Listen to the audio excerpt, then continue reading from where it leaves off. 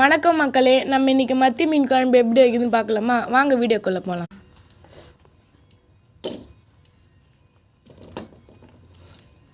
முதல்ல தக்காளி எடுத்து வானலில் போட்டுக்கோங்க.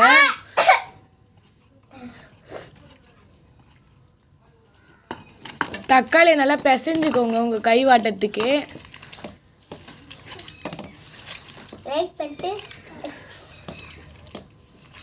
லைக் பண்ணிட்டு சப்ஸ்கிரைப் பண்ணுங்க. லைக் பண்ணிட்டு அப்படியே ஷேர் பண்ணிட்டுருங்க. லைக் பண்ணிட்டு ஷேர் பண்ணிட்டுருங்க. பச்சை மிளகாவை எடுத்து போட்டுக்கோங்க, ஒரு 4 பச்சை மிளகா. பூண்டு ஒரு 2 பல்லு, 10 மிளகா.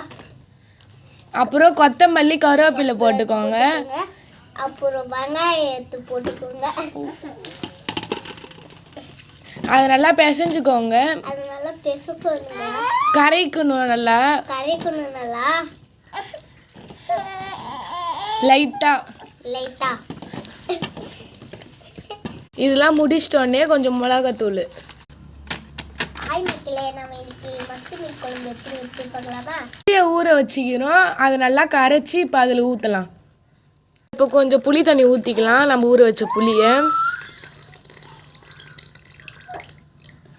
பதத்துக்கு நல்லா கரைச்சி வச்சுக்கோங்க. குழம்பு ரெடி ஆகிட்டு தாளிக்கலாம் வாங்க. இதில் புளியை கரைச்சல அதுலேயே உப்பு போட்டிங்கன்னா உங்களுக்கு இன்னும் சுவையை பற்ற வச்சுக்கலாம். வானலை வச்சுட்டு சூடாகட்டும். ஊற்றி வச்சு எண்ணெய் சூடானதும் வெந்தயம் ஒரு 2 ஸ்பூன்,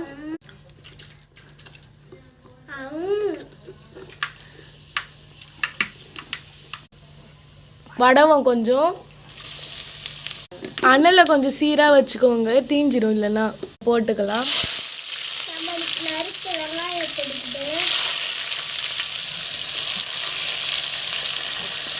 விட்டுக்கலாம்.